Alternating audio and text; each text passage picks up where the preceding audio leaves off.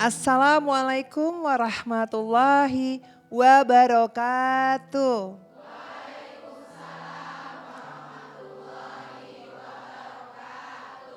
Selamat datang dalam program Kajian Hati bersama Ustadz Hilman Fauzi dan saya Fairuz Arafik yang akan menemani pemirsa yang ada di rumah dan juga para jamaah yang ada di Masjid As-Sofia Bogor. Tema kita kali ini tersenyum dalam luka, belajar ridho tanpa tanya. Masya Allah banget.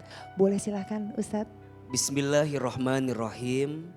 Assalamualaikum warahmatullahi wabarakatuh.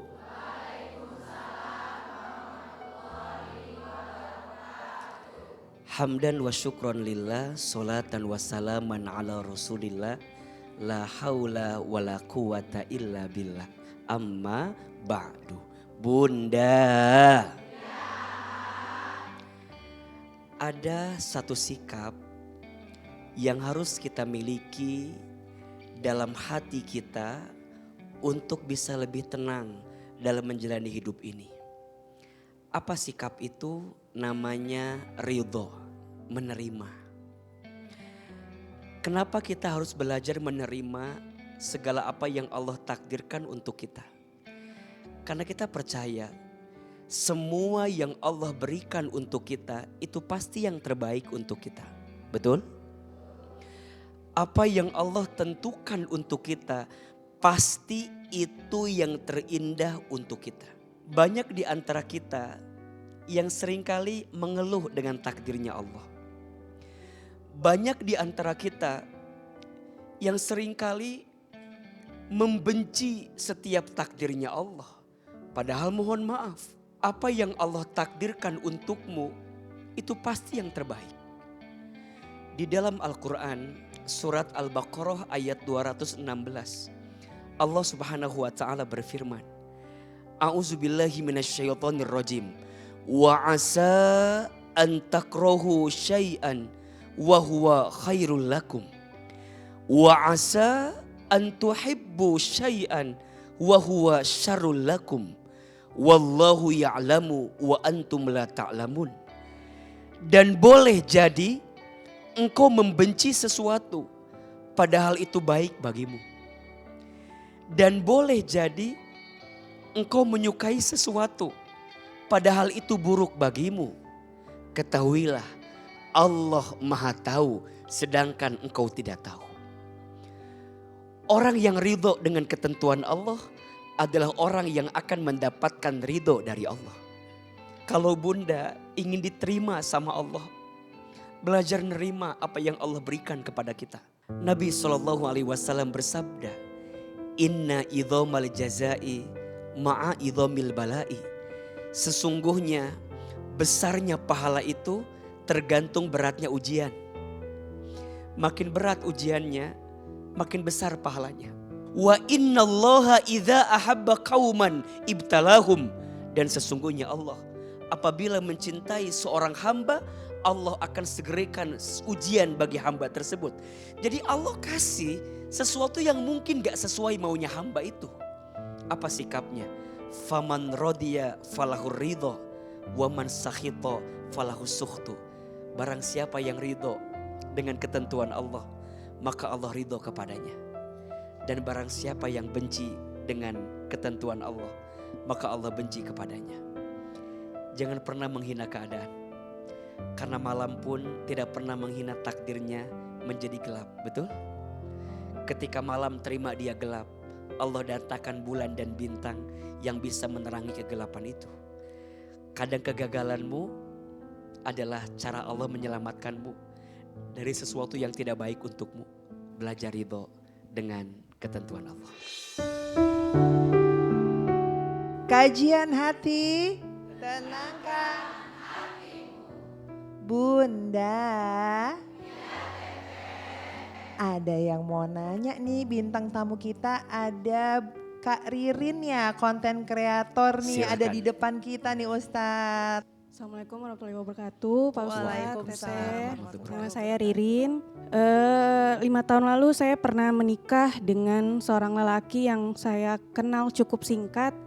Kita bahkan tidak pacaran, mungkin hanya 3 bulan saja. saya dekat dengan beliau, tapi dia memutuskan untuk mengajak saya untuk menikah saja biar tidak berlama-lama berpacaran. Banyak sekali yang bilang ke saya, ini terlalu nekat karena kok cepat banget gitu ya, baru 3 bulan belum kenal, belum tahu sifat masing-masing. Tapi saya saat itu percaya diri, saya niatkan dalam hati, bismillahirrahmanirrahim, insya Allah ini jalannya, kalau niat baik pasti ada aja jalannya. Karena saya ingin menjadi seorang istri saat itu, ingin menjadi seorang ibu juga. Niat saya menikah itu saya pikir akan rumah tangga saya itu baik. Ternyata berbanding terbalik ya apa yang saya inginkan, apa yang saya harapkan. Bahkan 2 bulan di awal pernikahan aja saya nggak disentuh sama sekali. September 2019 kita menikah. Di awal pernikahan bahkan beberapa hari setelah akad nikah itu saya bertanya kepada beliau, kenapa tidak mau tidur di atas samping saya gitu kan.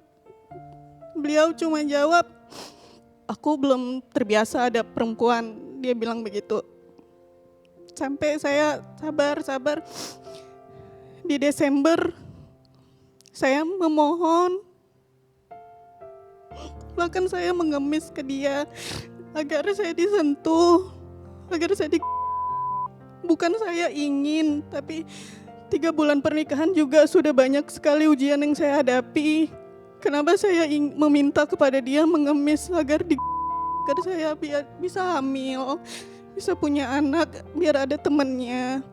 Tuhan baik saat itu ya, saya rasa.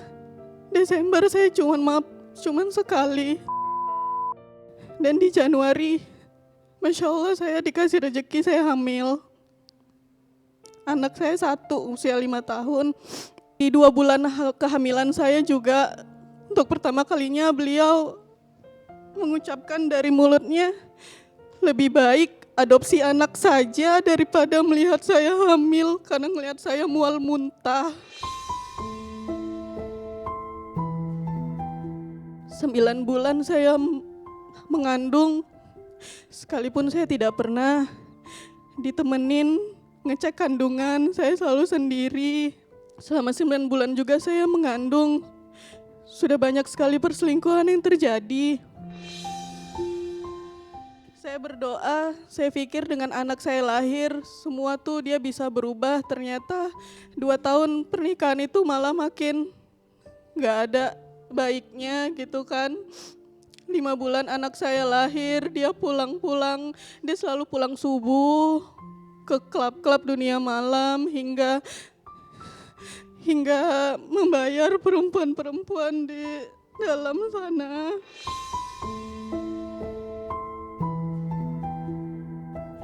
Terus selalu menyetok minuman-minuman di dalam rumah sampai berkotak-kotak gitu. Saya cuma bisa ngadu ke ibu mertua, tapi respon mereka juga tidak baik. Saya selalu difitnah sama ibu mertua selama di rumah.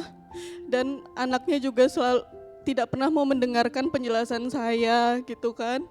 Sampai akhirnya kita berpisah karena beliau berselingkuh dengan perempuan berstatus istri orang.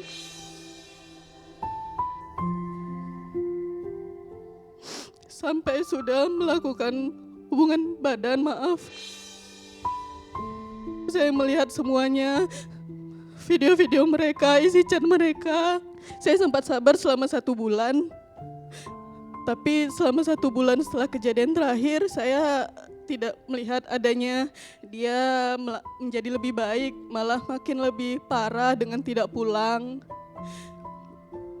Tapi keluarga saya bilang jangan dulu keluar dari rumah, kalau tidak diusir. Sampai akhirnya saya memberanikan diri untuk mengajukan perceraian kepada beliau 3 tahun yang lalu.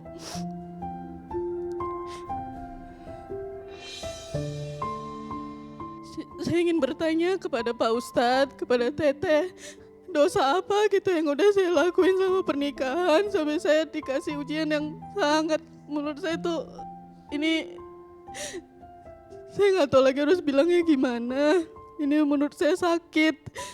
Saya belum sampai sekarang pun demi Allah saya belum ikhlas. Udah 3 tahun juga saya seperti ini, saya berpisah. Saya belum ikhlas, bahkan saya belum bisa memaafkan mereka.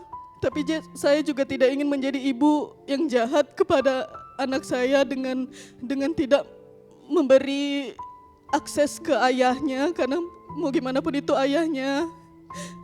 Tapi saya nggak bisa maafin mereka itu, gimana saya dendam. Dibilang dendam itu tidak boleh ya dalam Islam ya. Tapi demi Allah saya sakit sekali. Saya masih belum bisa memaafkan mereka. Pak Ustadz, itu gimana? Apa yang harus saya lakuin? Terima kasih. Assalamualaikum warahmatullahi wabarakatuh. Ada 3 hal yang mungkin ingin Ahilman kasih pandangan dari kisah yang Karirin sampaikan kepada kami. Yang pertama tentang hubungan yang singkat sebelum kita masuk ke jenjang pernikahan.